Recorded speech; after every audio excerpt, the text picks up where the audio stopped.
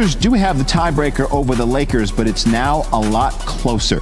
Just a half game between the two teams, and Dallas sitting just a half game above them. The Lakers close out the season with the Pacers and Pelicans. The Blazers get Denver in their last game, and Dallas finishes up against Toronto in Minnesota.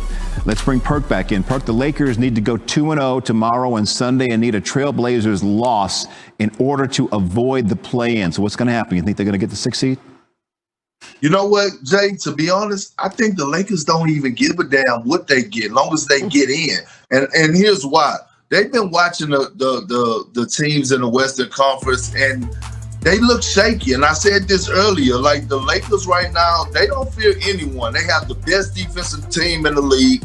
And to me, it don't matter if they're in the 6th spot or they're in the 7th spot playing in the play-in. They will win a game to get them into the playoff spot. But I think these games are more meaningful for LeBron James, getting his rhythm, getting that game repetition, being able to get down and get back into the flow of things, and just get a couple games under his belt to help him, whether they're playing in the play-in or the playoffs. So it's all about their reps and repetition for LeBron James more so than their seeding. Real quick, Perk, if the Lakers are healthy, you like them to repeat? Absolutely. I tell you that. Look, Anthony Davis and LeBron James is the best duo since Kobe and Shaq. And no one in the Western Conference have an answer for Anthony Marshawn Davis. No one. No one. Healthy, he's the best big in the game today, and it's not even a debate. So even with an 80% Anthony Davis and an 80% LeBron. And get hype, people. Tim Duncan is here. Yes, he's stopping by the show. Joey Crawford isn't, though, so don't worry. You can watch without getting ejected. And we have a kerfuffle alert. I repeat, a kerfuffle alert. Don't go anywhere, or we'll stick you down as Haslam on you. Hey, this tickled me right here. This is amazing. The jump starts right now. Welcome to the show. I am Rachel Nichols. Today, I'm joined by the co-host of the All the Smoke podcast, Matt Barnes. By the way, also 2008 NBA champ Kendrick Perkins is with us. Let's start with some big news out of the East, my friends, because Nets coach Steve Nash said it's happening. Kevin Durant, James Harden, Kyrie Irving, all expected to play tomorrow against the Bulls. Will be just the 8th time they've played together all season, and one of those 8 games didn't really count because Kevin got pulled in the middle of it. They all came before the All-Star break. So, Matt, how important is it for our Threes Company crew to get these reps in together before the playoffs? I think it's important, but those 3 are so talented, I think they'll figure it out. This is more important for the role players. I played with stars before and superstars, and even playing on that Golden State team. As a role player, you want to kind of find your spot so you're not stepping on the stars' toes. Right. And on this team, there's 3 superstars. So like I said, I think the stars will figure it out, but I think it's more important for the role players to kind of figure out and pick and choose their spots to see what they'll be most effective when they're at full power. Yeah. I agree, man. But you know what? It's more important for Steve Nash and his coaching staff to be able to switch, mix things up and shuffle and play with lineups to see who played well together. Can I play this guy with James and KD? How am I going to substitute? Will I take KD out at the 6-minute mark or take Kyrie out? Like, I think this gives Steve Nash a chance to see exactly what he got, to see exactly who he want to roll with going into the postseason when the rotations shorten up, to see if he's going to roll with a DeAndre Jordan. So I think it's very important for them to play. That is very important that these 3 guys are playing on Saturday against the Bulls. But I think it, Perk, to your point, I think it's less important for them as the stars to play together, but more for the coaching staff to know what they have and more for the role players to be able to pick and choose their spots. Like I said, this is kind of like playing on the Olympic team or an all-star team with those 3 guys. Those guys they're so smart, they'll figure out their chemistry. So as you put, for the coaching staff, it's going to be big, and for the role players, it's going to be big as well. And look, James and Kevin, they've played together plenty. James and Kyrie got a chance to really play together a bunch when Kevin was out, right, with the long hamstring injury. So I don't worry about them like you, Matt, don't worry about them. And frankly, I worry a little less about the role players too, only because of Harden's skill set. He will find you, right? So you have to worry a little bit less about being in the right place because he will find the ball. The ball will come to you. But yes, I think it is all of them learning how to play around this threesome. And, we just showed you the bracket. If it doesn't work out the rest of that game over the weekend, they've got the first round because unlike the bottom of the West, the bottom of the East, while teams that, frankly, I think have had great, stretches in this post-All-Star break, I just think the Nets are going to be heavily favored in their first round matchup, so they will have a chance to play their way in there as well. Let's take a look at today's magic moment brought to you by Walt Disney World Resort. This is especially if you're a Suns fan. Devin Booker fouled, made 2 free throws with 2.4 seconds left to put his team up by a point. Blazers coach Terry Stotts challenged the ruling, but it was upheld, and that meant he didn't have the timeout later. Loss for Portland keeps them eligible for the play-in tournament. The race for the 5 seed in the West, intense. Here are the options. The Mavericks get the 5 seed if they win out, or if they win once and Portland loses. Or a win and 2 Lakers wins. Blazers get the 5 seed, win at their final game. Dallas either loses out or 1 win and Lakers lose 1. The Lakers could get the 5 seed if they win out and Dallas and Portland lose out. So, Perk, given all of those permutations, go inside your crystal ball. Who of these 3 teams gets the 5 seed? Well, I think it's a no-brainer. I think the Dallas Mavericks are going to get it. I mean, obviously Toronto and Minnesota, they're thinking about Cancun, thinking about Cabo. So it's going to be easy wins for them. And right now, they're finally healthy. Porzingis is back. We all know what Luka is capable of doing.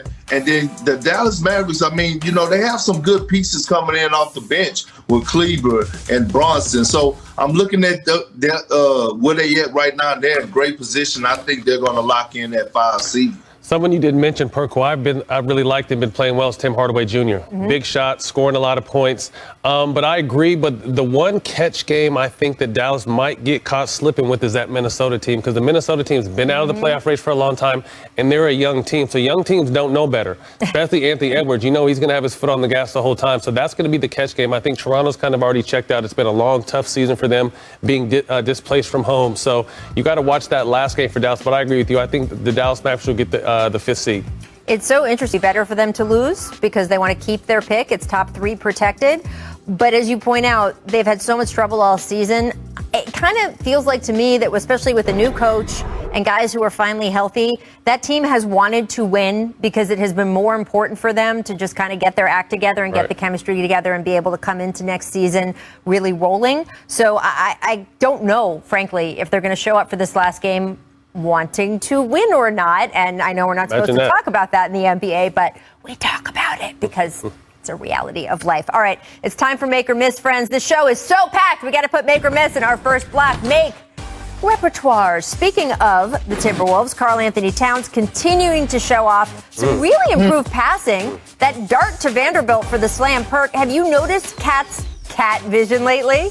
I have. And you know what? KG told me a long time ago. He said, man, this guy is so skilled. People don't know his passing ability. And he's been dropping dimes. It's been flying under the radar, but he's dropped dimes. I really like Cat. I think he doesn't get enough credit because he plays in Minnesota on a team that's been bad pretty much his whole career. But this is one of the most skilled bigs in the game. Can step out, can put the ball on the floor as you see, can pass, can post up. He doesn't really have a hole in his game, but I don't think he gets enough recognition because he's played in a bad situation. It's so interesting. We've been talking so much about Tim Duncan and Kevin Garnett because of the Hall of Fame this weekend. Perk, do you think if KG, who played in Minnesota all those years, ended up playing in Tim Duncan's spot, different? Well, we'll talk about that later. All right. Matt just said, producer Steve's yelling at me, but as he should be, but Matt just said being lost in Minnesota made me think of Kevin Garnett. Udonis Haslem making his season debut last night, entered to a standing ovation, and then promptly got into it with Dwight Howard. Got tossed in less than 3 minutes. Dwight, by the way, suspended 1 game because this was his 16th technical of the season. So I just get the feeling, Matt, Perk, that you guys would have had a similar reaction the way Udonis Haslem had if you had checked into the game for the same reasons that UD did. Hey, this tickled me. Hey, like 3 or 4 of my friends hit me up when this happened. Like, yo, check this out. Look what UD just did. He had just got in, hit 2 shots, and then he gets ejected. But you got to think, this is a lot of – UD is a competitor, and I think he's played a great role on being a mentor in that team, almost a second coach. But he finally got a chance to play, so emotions were running high. But then again, at 40, you get a little bit older. It doesn't take much to fall over anymore. So I didn't really think Dwight did too much, though, to be honest. But I loved UD's reaction. Unfortunately, Dwight cost Dwight a game. But I loved UD's reaction. It really tickled my soul.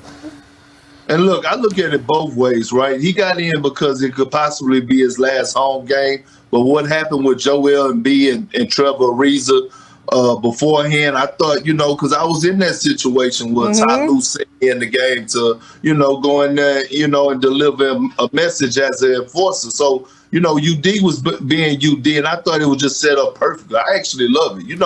I like the fights in this. I like the back and forth. Yeah. I like to see especially this time of the year. Yeah, that's what you want to see. Yeah. Forget all that swapping jerseys and all that. This is what we want to see. And look, we don't know what's going to happen in the postseason, whether they'll need him for spot duty or not. And of course, he hasn't said for sure what's going to happen this offseason. But if that was the last time that Udonis Haslem was in a game for the Miami Heat, it is chef's kiss on the end of his career, and what a career it has been. All right, guys, you heard me mention the Hall of Fame coming up. Kobe Bryant, Kevin Garnett entering the Hall of Fame this weekend. We will reflect on their careers with some former teammates next on The Jump. Well, that's cool. It's a great compliment. I just have to continue to be the best basketball player that I can possibly be. What Kobe Bryant was to me was the inspiration that someone truly cared about the way I played the game or the way that he wanted to play the game. He wanted to know how, when I turn around on my jump shot, how to feel the defense. I told him you should feel the defense with your legs. This kid had passion like you would never know. I just accept challenges. I wanted to go out there, I wanted to guard Mike. That's the best thing about the game of basketball, that you answer new challenges day in and day out. Kobe has a chance to be what Michael is in this league. You're looking at the present and the future right there. Kobe Bryant, sensational for the win. Bang! Everyone always wanted to talk about the comparisons between he and I. I just wanted to talk about Kobe. Little advice from the master. The truth of the matter is, he's helped me out a great deal. I reached out to him, he'd hit me right back. He'd give me advice straight from his heart. I wanted to be the best big brother that I could be. That speech at Kobe's memorial service, just iconic. The Naismith Memorial Basketball Hall of Fame. This class will go down as one of the most special in the long history of the Hoop Hall. The late Kobe Bryant, Tim Duncan, Kevin Garnett, Tamika Catchings, Coach Rudy Tomjanovich headline that class. They will be enshrined over the weekend in Springfield, Massachusetts. And Matt, I don't even know where to start because this history with Kobe is so deep and so rich and touched both of us so personally. What do you think it would have meant to Kobe to be able to follow this through and be up there this weekend with those guys? I think it was the final step. You know what I mean? He always spoke to sitting at the table with MJ. I need 6 rings. I need 6 rings. He was never able to get that, but he was able to grab himself an Oscar and a couple other things outside of basketball. But I kind of think this was kind of the final stamp on one of the greatest careers we've ever seen. You know, someone who literally rode the ship until the ship sunk, you know, in a time where he started where, you know, stars were supposed to stay, but by the time his career ended, stars were jumping around. And Kobe could have definitely jumped that ship because it was sinking fast and possibly got that 6th ring. But he wanted to stay loyal to the Lakers, to Jeannie, and to this fan base, and he did that. So, I mean, just looking at this and hearing him talk, it just still obviously doesn't seem real. And I know the one thing we were all looking forward to during this moment was him speaking at the ceremony, because, you know, it would have been strategic, you know, it would have been creative, witty. He would have talked a little bit of trash, but, you know, just a tough situation to swallow overall. Yeah, I agree with you, man. And I mean, one of the greatest competitors of all time, having those battles with Kobe, you know, when I was with the Celtics and just going against him and just having those different moments where he was talking noise. But, you know, Kobe has an interesting story, right? He went from being loved to hated to being loved again to, like, you know, and he was Mr. Adversity, right? When adversity struck, he embraced it with open arms. And I'm just, you know, like, him getting inducted to the Hall of Fame is a beautiful thing, but I'm just like so amazed at how the Mamba mentality is in Vanessa Bryant, right? Like she lost her better half in a way that she continues to carry on Kobe legacy, like being able to go speak at the Hall of Fame, how strong she is, like on social media and with her daughters and things of that nature. It's all just, you know, it's sad and it makes you sad, but at the same time, it's like, wow, this woman is real powerful and real strong. There's no question. I mean, losing a child and losing your lifetime partner, I don't think anyone would blame her if we never saw her publicly speak again. And instead, she has been so strong on behalf of those other little girls and protecting Kobe's legacy. It's funny, you talk about his evolution, loved, hated, loved. One of the things that I loved the most about Kobe was that he was never finished. He knew that nobody else was ever finished. He absolutely did things in his life that he wished he could take back or do differently. And he kept going and he kept changing and he kept trying to improve. And I think that was such a lesson, honestly, a life lesson to me as I watched him go through and do all of these things, especially after he retired. And we saw those clips of Michael speaking at his memorial service. One of the things that just broke me down when Michael was talking that day was about how he didn't intend to have this relationship with Kobe Bryant. He was annoying. That Kobe just kept pestering him. And then finally he gave in and started answering the phone calls. Right. And I mean, Matt, that's the guy we know, right? Absolutely. I mean, and we talked about his roller coaster, but I mean, it really goes to show how mentally tough this guy was because his play never wavered. And we all know he went through a lot of stuff and never wavered. So obviously we love and miss Kobe, and to have Mike and Vanessa speaking, it's going to be a big day not only for Vanessa but the rest of the Bryant family as well. Just it's going to be a lot. It's going to be a lot, but we all owe it to him to fully celebrate him at this time that I absolutely know would have meant so much to him. And look, the guys up there along with him will be celebrating as well, and they deserve their moments in the sun because, my Lord, these resumes. NBA champ, 15-time All-Star Kevin Garnett. Our friends at Showtime shared a short excerpt from their upcoming doc that's entitled Kevin Garnett, Anything is Possible, which is just the absolute perfect title for that documentary. It premieres on Showtime July 30th. And in this clip, this is incredible. This is the moment Kevin Garnett asked fellow Chicago native Isaiah Thomas to present him this weekend at the Hoop Hall. Take a look at this. I wanted to throw something on your plate before we get off here. This is my first time going through any of this Hall of Fame stuff. And they asked me, if I could choose someone to present me or bring me out or whatever. And I was like, what do you mean? He's like, well, someone from, the fraternity that you obviously value and respect.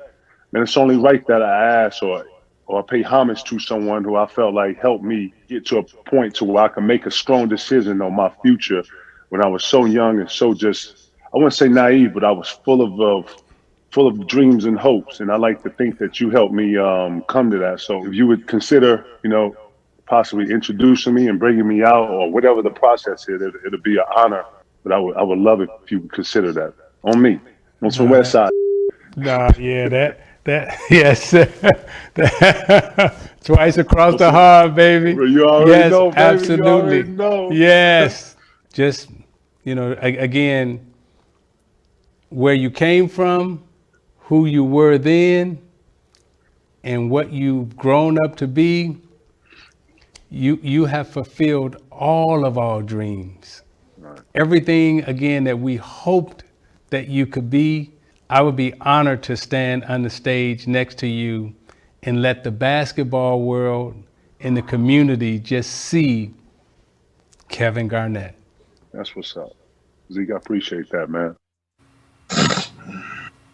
Just so cool. And I love that they got Isaiah there by saying, we want to ask you questions about the documentary, which they totally did, and asked him about his life story involved with Kevin, of course, both being from Chicago, but then they hit him with a phone call at the end. Pretty incredible. Perk, you and KG have remained very close friends. What does it mean to see your big brother get inducted into the Hall, especially seeing that clip and just seeing how much that lineage means to him, from Zeke to him and onward?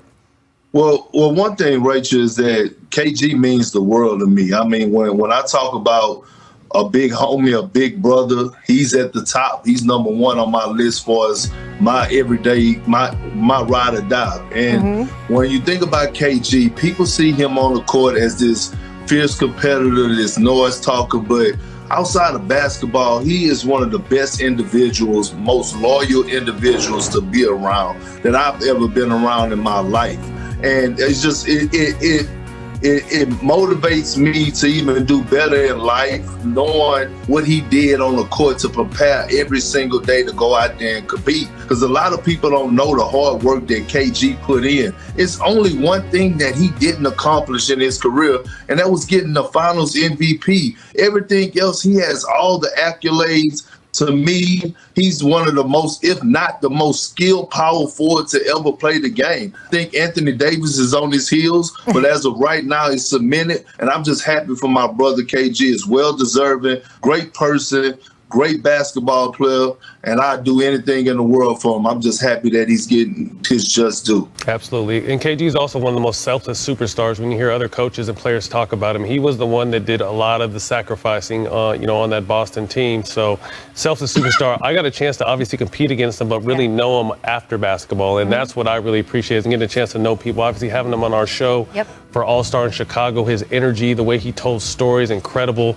He has a new show coming out where he came and redecorated my kids' game room and hung out with the twins. So just a great, like Kurt said, great, loyal human being. Outside of all the energy he was as a competitor, he still has that energy off the court, but now it's just filled with love and advice and game and wisdom. So tremendous honor. I mean, watching that little doc piece with Isaiah, I mean, it's kind of a teary day. I mean, obviously the Kobe situation and stuff, but it's just beautiful to see life. You know what I mean? We got to celebrate life. And obviously hats off to everyone going into this Hall of Fame class. Tim, we get to see him. We'll talk a little bit later, but, rest in peace to Kobe. Congratulations to KG, Tamika, Rudy Tom, and everyone else. This is just a beautiful time, man, because I think if anything, this pandemic has shown us that tomorrow is not promised. So it's important to, celebrate each other while we can. Amen. And on that note, we are far from done with our class of 2020 Hall of Fame. He was the ultimate example of all-time greatness wrapped, and some might even say hidden, by humility. You take his greatness for granted because he does it on such a consistent basis. But to all true fans of the game, everything about him shouts Hall of Fame. 2-time league MVP, 15-time All-Star, 3-time Finals MVP, 5-time champion. San Antonio is back on top once again. And all of it accomplished with such dignity, such class, without fanfare or flash. Duncan, a three-pointer, puts it up, it's good! A leader by example, a selfless teammate, a gentleman, and we may never see his like again. And now joining us, the 5-time NBA champ, 3-time Finals MVP, 15-time All-Star, 2-time regular season MVP, and now you can add Hall of Famer to those accomplishments. To call that an elite resume is an understatement. Tim Duncan, welcome to The Jump. We're so happy to have you. Thanks for having me. Love it. I mean, congrats on the induction. What does it mean to you? It's the culmination of a lot of years and a lot of hard work, a lot of wonderful people, and just an amazing journey. And it's great to be here. It's crazy. You have these this is your life moments, all these people from your past gathering this weekend, and you're being presented by your former teammate, fellow Hall of Famer, David Robinson. What did you tell him he could or couldn't put in his speech, and what were the biggest lessons you picked up from him early in your career? Biggest lesson? I don't know if there's even a biggest lesson. I was just honored to kind of be around him. People always ask me about what did he teach you? What stories did he tell you? And I was like, David isn't one that would do that with me. He just being around him, seeing how he was as a pro, as a father. Those were where most of my lessons came from him. Anything for the speech you want him to stay away from or put in there? Are you giving him any guidance or just letting him go? No, David wings it. You know he does. He's such a great speaker, and I don't even know what he will or say.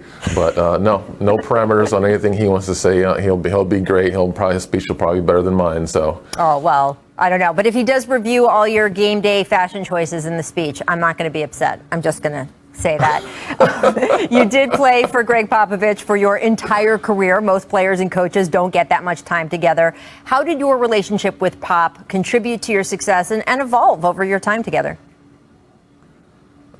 Tremendously. To be with someone that long and to have that honor.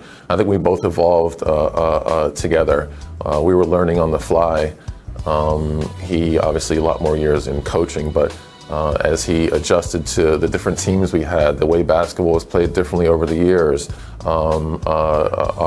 me getting older, our teams getting older, the changing the guard early on from David and the Averys and the Vinnie Johnsons, to the Manu and Tony and Tim era, and it just he was always evolving, always changing, always trying to find a way to keep us ahead of the game, and just an honor to be on that ride with him. One of our producers asked, do you think that Pop texts Tim Duncan? Well, what is that like? What are Pop's texts like, Tim? We need to know. Pop texts me all the time. He's in the last couple years, he's actually gotten on board with it. Before that, he didn't want to have a phone. He didn't want people being in touch with him and everything. But yeah, he'll reach out every once in a while. He'll text me. I'll just check in on him every once in a while, and he'll respond in pretty short form. I assume that he would just send back little wine glass emojis, so I don't know if he's there yet on the emoji train, but I'm glad to hear that he texts. You guys had so many special times together. You won titles in 1999, 2003, 2005, 2007, 2014. Doing that over so many different eras and waves of play in the game, is there one particular season, one particular title run that stands out as the most memorable to you? Yeah, I've been asked it a couple times, and each one of them was so special in kind of a different way. The first one, such a shock, because it's just kind of, it's so early on in my career, right. and yeah, I'm kind of looking around like not knowing what's going on and just kind of playing off pure instinct. To 14, where we're basically being counted out, and we have a bad beat the year before. In losing to the Heat, and we fight our way back, and we put ourselves back together, and we get back to the championship again and win that one. So, in every respect and every time, there's special moments in there, and every one means a little different, but a whole lot. Well, we talked back at that 2007 finals. You had a memorable exchange with LeBron James. I want to play it for everyone now. Take a listen.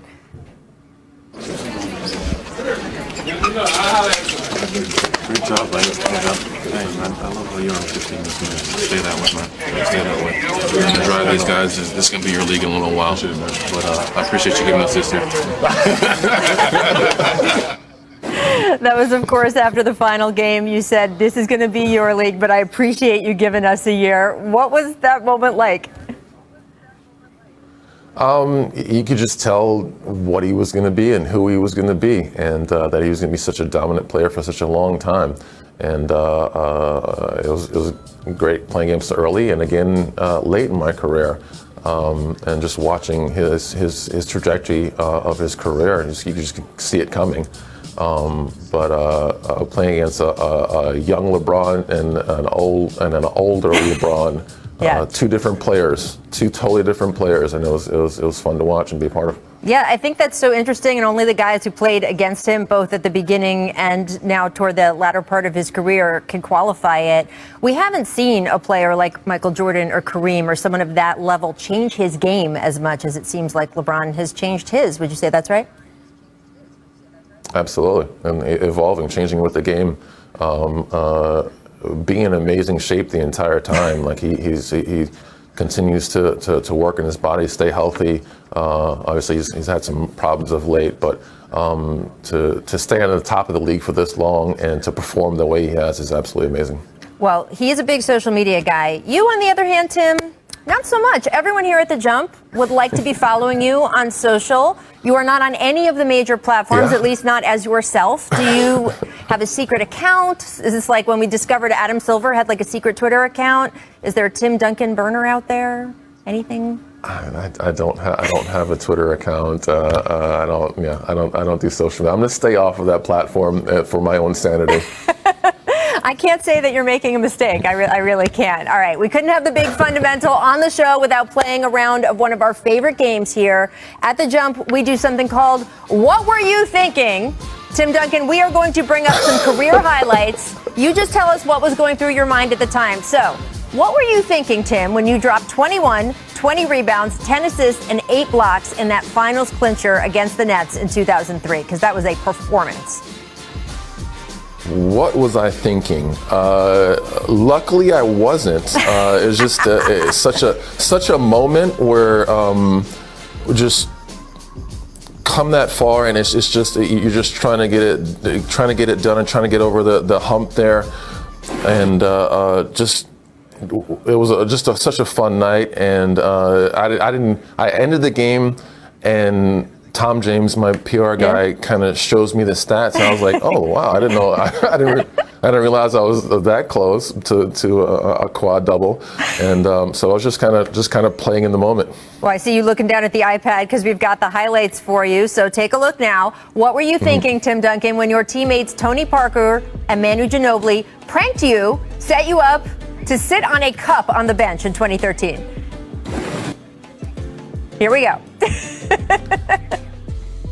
Oh, this is. You kind of look like you knew what it was. Yeah, well, we've been going back and forth with this all year long. So I had gotten him a couple times, he'd gotten me a couple times, obviously Tony in there as well. And so we became hyper aware of our surroundings and just always kind of being on tilt, being ready. And he caught me slipping. There you go. All right. Look at the iPad again, because what were you thinking, Tim Duncan, when you had a funny reaction after that Gatorade on the bench in 2003? This has been a mystery I have wanted to solve now for 18 years. So please explain what is happening here.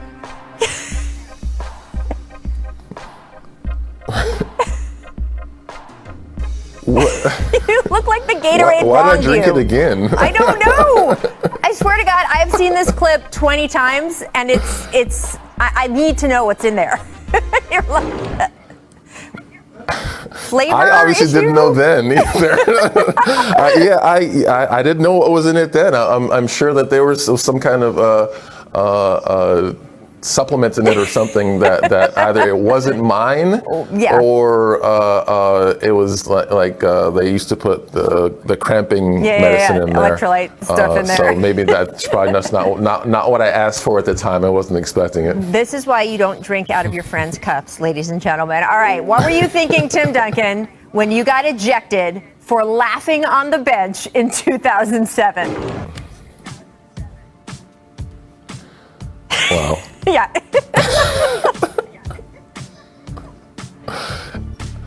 In shock for a very long time that went straight to very, very, very mad. I know there was a couple choice words flung his direction at the exit there, but in absolute shock until it kind of caught up to me. I don't know if I've covered you for a long time. I don't know if I've ever seen you get mad. You got mad?